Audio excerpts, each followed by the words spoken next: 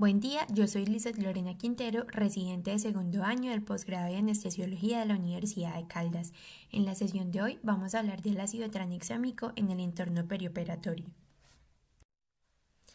Vamos a iniciar recordando la hemostasia normal. Sabemos entonces que cuando hay una lesión a nivel endotelial que produce la hemorragia, pues se va a activar, digamos que esa hemostasia primaria generando la vasoconstricción y la agregación plaquetaria. Sin embargo, este tapón es insuficiente para, digamos que controlar ese sangrado el suficiente tiempo para que se produzca la cicatrización o se logre controlar pues de una manera permanente este sangrado, por lo que se requiere la activación de la cascada de coagulación, generando la activación de la trombina y ese paso de fibrinógeno a fibrina para formar un coágulo o digamos que un tapón mucho más resistente para controlar el sangrado. Este sistema tiene una retroalimentación positiva, por lo tanto requiere como una moderación, porque si no vamos a tener pues que se va a seguir agregando fibrina y vamos a tener coágulos que pueden llegar hasta obstruir el flujo por ese vaso o a formación pues de trombos o de coágulos donde no deberían existir. Entonces digamos que esta regulación se da por el sistema pues de fibrinolisis, que lo que hace es que básicamente las células endoteliales dañadas también liberan la enzima activadora del plasminógeno, la enzima pues tisular activadora del plasminógeno, que en presencia de fibrina, que se une pues a través de la lisina al plasminógeno. Entonces al estar estas moléculas digamos que unidas generan el cambio de plasminógeno a plasmina y este lleva finalmente a la fibrinolisis de la fibrina y ya pues a la liberación de esos elementos pues de degradación como el dímero D. Y acá es donde actúa el ácido tranexámico. Entonces es un antifibrinolítico análogo de la lisina que se une al plasminógeno y evita que la fibrina o que la lisina pues presente en la fibrina se una, y de esta manera se va a interrumpir esa transformación a plasmina y por lo tanto no va a haber degradación del coágulo. El ácido tranexámico tiene una vida media de 80 minutos, se dice que de 2 a 3 horas, con un pico máximo a los 20 minutos desde su administración, que puede ser por vía intravenosa tópica o oral, es de excreción renal y atraviesa la barrera hematoencefálica y la placenta. En cuanto a sus indicaciones perioperatorias, digamos que ya teniendo claro su mecanismo de acción y la posibilidad de controlar el sangrado al administrar el medicamento, y teniendo en cuenta que el sangrado perioperatorio se asocia a morbimortalidad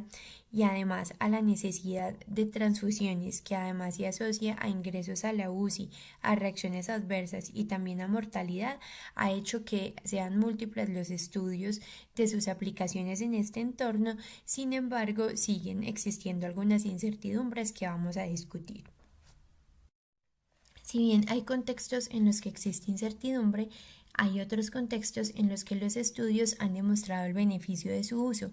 como es el caso del CRASH 2, en el que de forma aleatoria todos los pacientes que ingresaban con trauma en las primeras 8 horas desde el accidente, a un grupo se le administró ácido tranexámico 1 gramo durante 10 minutos y de ahí en adelante 1 gramo en las siguientes 8 horas, demostrando que había una disminución en la mortalidad y en la muerte por sangrado al compararse con placebo.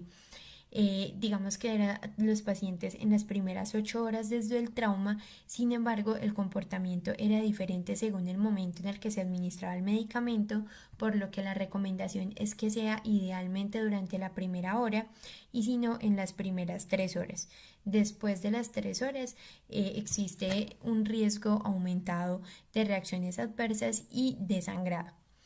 En cuanto a la cirugía cardíaca, también se comparó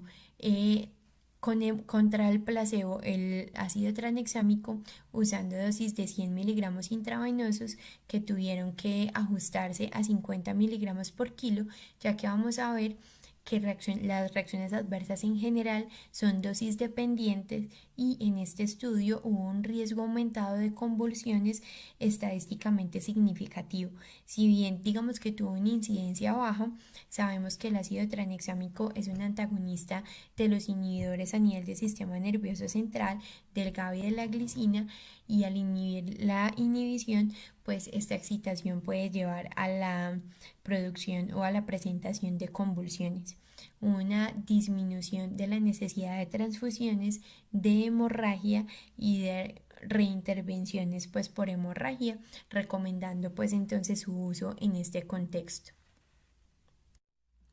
Otro de los estudios de mayor relevancia se trata del uso del ácido tranexámico en la hemorragia posparto. Se le administró 1 gramo intravenoso en cuanto se hizo el diagnóstico pues, de hemorragia posparto en caso de que persistiera el sangrado a los 30 minutos se repetía la dosis, y si había resangrado en las próximas 24 horas se daba una tercera dosis de 1 gramo. Se comparó con el placebo y se demostró que había una disminución de la mortalidad por sangrado, a pesar de que no pudo demostrar una disminución de la mortalidad, digamos, por todas las causas o el requerimiento pues, de histerectomía. Vemos también que en este contexto también depende el momento de la administración, que debe ser antes de las 3 horas, después de eso no muestra ningún beneficio. Estamos a la espera de, digamos, una segunda parte que evidencie si existe un beneficio en cuanto a la prevención de la hemorragia posparto. Lo que sabemos hasta ahora, digamos, es que hay evidencia clara para el manejo de una hemorragia ya establecida, pero no para su prevención, pero seguimos pues a la espera de esta segunda parte para hablar de otro contexto de la aplicación del ácido tranexámico. Vimos entonces contextos claros para donde las recomendaciones son claras para el uso del ácido tranexámico, como el trauma y la cirugía cardíaca, la obstetricia en el contexto de la hemorragia posparto y también de las mujeres que van a requerir histerectomía o miomectomía, tanto en la administración intravenosa como en la irrigación tópica. Ha demostrado una disminución del sangrado y de la necesidad de transfusiones. En pediatría, toda cirugía que se considere que tiene un riesgo de sangrado mayor se beneficia del uso del ácido tranexámico al disminuir el sangrado, principalmente en contextos, digamos, como bien estudiados, como la craniosynestosis o las correcciones de escoliosis que incluyan más de 2 segmentos. Esta es una población en la que se considera que el riesgo trombótico es menor, y recordar que los pacientes con antecedente de convulsión tienen contraindicado el uso del ácido tranexámico. Como vimos, pues, si bien es dosis dependiente, si tiene ese antagonismo de los inhibidores a nivel del sistema nervioso central que aumentan este riesgo. En cuanto a la neurocirugía, ya lo habíamos mencionado, las cirugías de escoliosis principalmente, o en sí en las cirugías pues espinales, parece que tiene una evidencia importante en la disminución del sangrado, así como la resección de tumores, a pesar de que en términos generales los estudios tienen poblaciones pequeñas, además que son muy heterogéneos por la diferente o la gran variedad de tumores a nivel del sistema nervioso central que se pueden pues beneficiar del manejo con ácido tranexámico. Tenemos que tener en cuenta el riesgo de hacer como una infusión tópica en el caso de las cirugías espinales, ante el riesgo del compromiso del líquido cefalorraquídeo, que puede llevar a presentar convulsiones, arritmias y muerte. En cuanto a la ortopedia, ha mostrado una disminución del riesgo de sangrado y de transfusiones en la artroplastia de cadera y de rodilla. También en cirugías como las fracturas de cadera, ya habíamos mencionado pues las cirugías de columna y las artroplastias de hombro, también parece tener un impacto en la disminución del sangrado. Y no son los únicos contextos en los que se ha visto el beneficio del uso del ácido tranexámico. Otros contextos son los pacientes con epistaxis, donde su uso tópico ha disminuido la duración del sangrado y el riesgo de resangrado.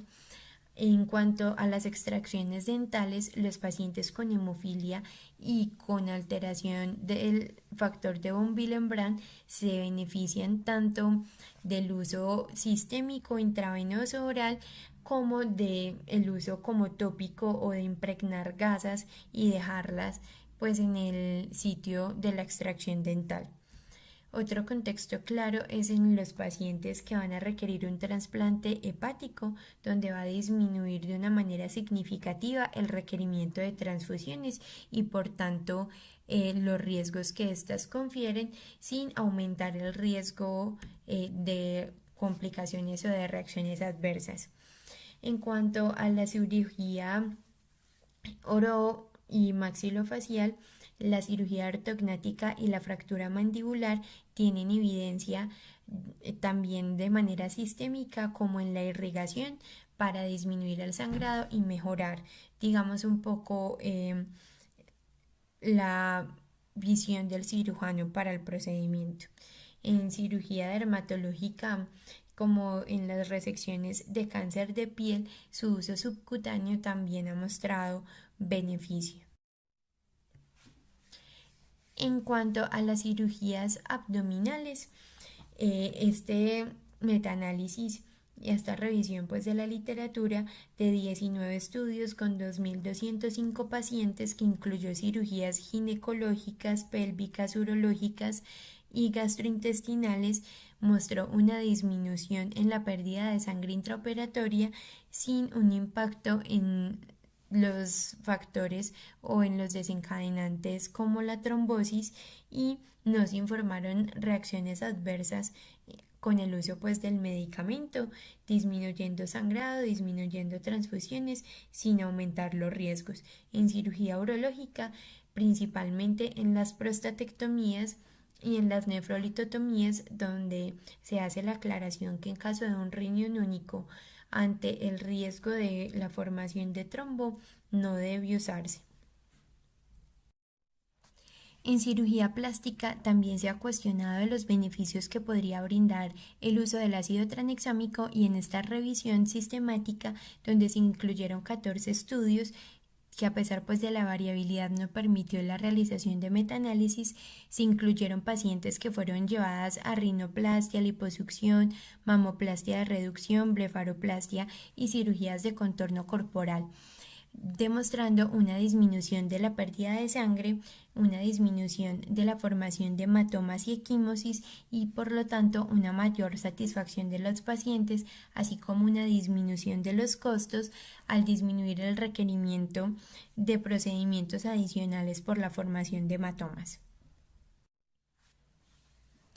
En esta tabla vemos algunas recomendaciones en cuanto a la dosis, algunas ya conocidas como en el contexto del trauma, pero vemos que las dosis o el rango sigue siendo diverso, de 10 a 20 a 30 miligramos por kilo, diciendo que en general 1 gramo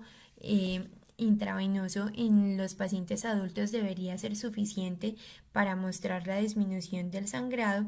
En términos generales, la dosis va de 10 miligramos por kilo, y en algunos procedimientos como neurocirugía, en el caso por ejemplo de la craniosynestosis, continuar infusiones de 0.5 miligramos por kilo por hora son como los regímenes más mencionados en los diferentes estudios para el uso del ácido tranexámico en el contexto perioperatorio. El hecho de que sea un medicamento con reacciones adversas consideradas menores y poco comunes no quiere decir que no las tenga y que no debemos, digamos, estar atentos ante estas posibilidades. Una de las más comunes es a nivel del sistema nervioso central, donde el 50% de los pacientes que ven que no están bajo puede referir cefalea, algunos síntomas respiratorios como la congestión nasal, gastrointestinales como náuseas, vómito, diarrea y dolor abdominal, neuromusculares como artralgias o dolor muscular y en un 5% la fatiga. Las complicaciones consideradas mayores, como las alteraciones visuales, las convulsiones o las reacciones de hipersensibilidad, como vemos, son muy raras y además uno de los más mencionados o más preocupantes, que es la trombosis, digamos que sigue siendo muy controvertido y requiere pues como de estudios adicionales para ampliar la discusión en el riesgo de trombosis con el uso de este medicamento. Se ha cuestionado entonces en el entorno perioperatorio o quirúrgico si hay un riesgo aumentado de trombosis con el uso del medicamento y si bien hasta ahora parece que no hay una asociación, se hace claridad que esto es para pacientes sin otros factores de riesgo como historia de trombosis, cirrosis y por ejemplo las mujeres que tienen o que planifican con anticonceptivos orales generalmente no se incluyen en los estudios del uso del ácido tranexámico, por lo que la seguridad de usarlo en estas pacientes digamos que es difícil de determinar. Hay otros contextos que nos generan duda porque si bien digamos que el riesgo de trombosis no está tan claro, por su mecanismo de acción siempre puede ser una posibilidad y tenemos entonces este caso clínico de un masculino de 80 años con antecedente de hipertensión, diabetes, enfermedad coronaria. En el 2016 tiene estén en la descendente anterior y en la circunfleja. El ingreso al servicio de urgencias por un dolor anginoso, lo dejan en observación con una sospecha de un infarto de miocardio sin elevación del ST y durante esa observación y se seguía esclareciendo pues su diagnóstico, el paciente presentó focalización neurológica descrita en la historia clínica como disartria y una hemiplegia izquierda. Reportan pues un NIS de 12 puntos, se realiza un TAC de cráneo donde no se evidencia sangrado ni lesiones ocupantes de espacio y deciden llevarlo a trombolisis. Posterior a la trombolisis, el paciente presenta de nuevo deterioro clínico con alteración de la conciencia que requiere intubación orotraqueal y su nuevo TAC muestra una hemorragia cerebral. Neurocirugía lo programa para una craniotomía descompresiva de urgencia. Y nos cuestionamos entonces si este paciente tiene indicación de ácido tranexámico y a qué dosis administraríamos el medicamento.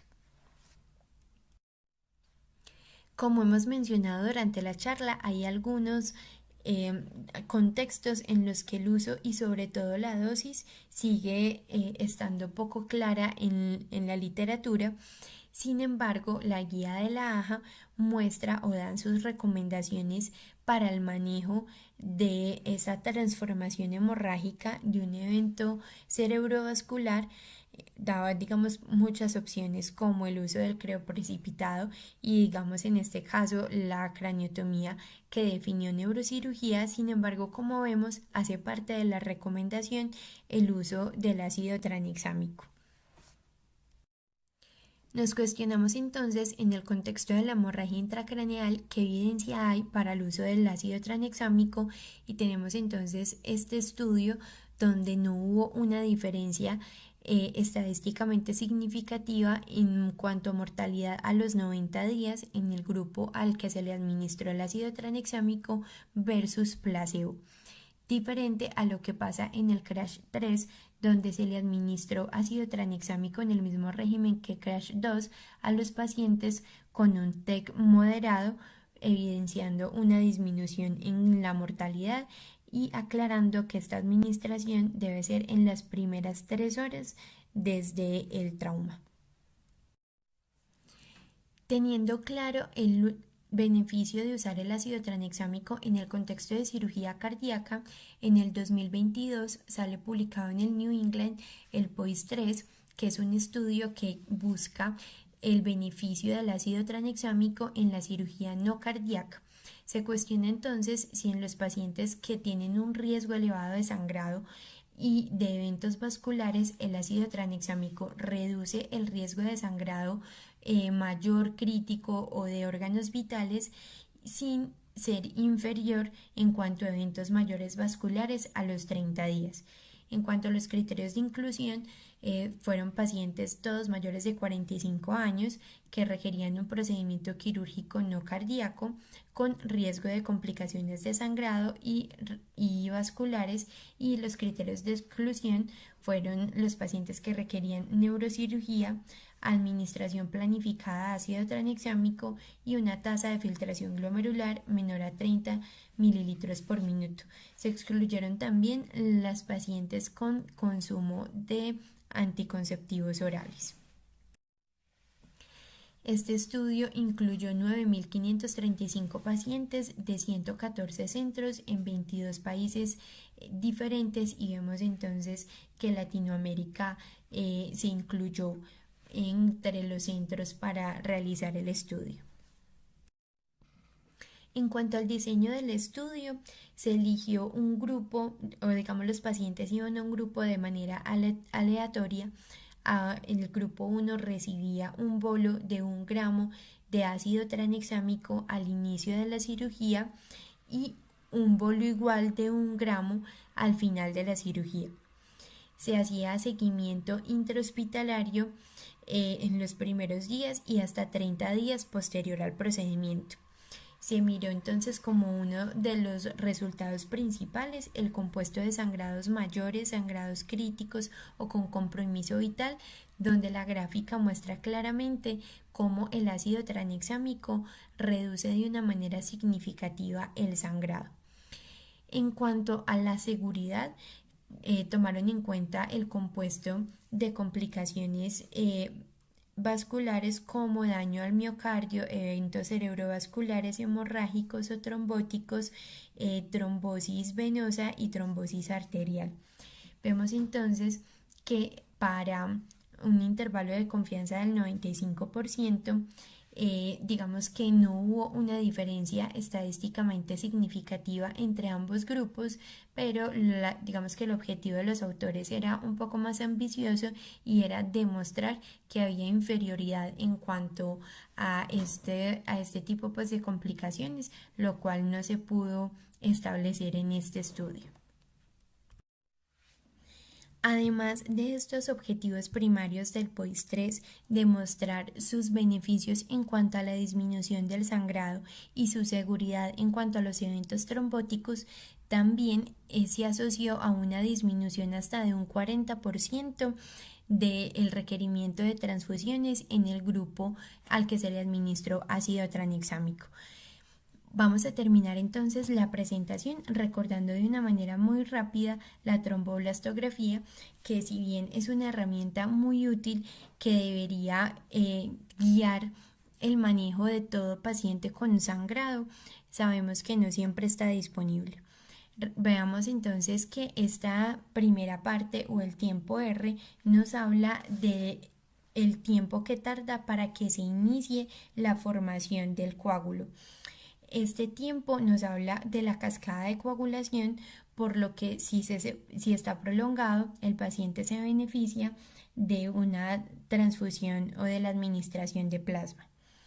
Después tenemos el tiempo CAM, que es el tiempo que tarda el coágulo en alcanzar los 20 milímetros, y este se lee, acompañado de ese ángulo alfa que lo que nos muestra o nos informa es como la velocidad de la formación del coágulo. Cuando hay alteraciones a este nivel, hablamos de alteraciones del fibrinógeno, y este paciente se va a beneficiar de la administración de crioprecipitado de fibrinógeno como tal. En cuanto a la amplitud máxima, es precisamente, la mayor formación o la mayor fuerza de ese coágulo, y esta parte que va a depender de las plaquetas. Cuando hay alteración a este nivel, la indicación es transfundir plaquetas. En cuanto a la fibrinolisis, esta se mide con el LI30, que nos habla como de esa lisis o de esa disminución del coágulo a los 30 minutos después de haber alcanzado su amplitud máxima. Cuando hay alteración en En esta proporción hay una alteración de la fibrinolisis y es el paciente que se beneficia del uso del ácido tranexámico. En cuanto a las conclusiones, vemos que algunas indicaciones del uso del ácido tranexámico son ambiguas y carecen de evidencia. El riesgo de trombosis sigue sin estar claro y no hay un consenso sobre dosis óptimas, exceptuando pues los contextos que mencionamos donde los estudios digamos que son claros en las dosis que han demostrado el beneficio. En términos generales, el POIS deja claro que el uso del ácido tranexámico en el entorno perioperatorio en cirugía no cardíaca va a tener impacto en cuanto a la disminución del sangrado, a la necesidad de transfusiones hasta de un 40%, sin aumentar los riesgos trombóticos, por lo que siempre que tengamos un paciente con un riesgo de sangrado importante, debemos individualizar pues la conducta, teniendo en cuenta que si bien sus reacciones adversas son pocas y poco comunes, sigue reportándose los eventos trombóticos, las convulsiones, y por lo tanto debemos digamos que tener cuidado o asegurar que el beneficio va a superar el riesgo antes de administrar el medicamento a cualquier paciente en el entorno perioperatorio. Bueno, eso es todo. Muchas gracias.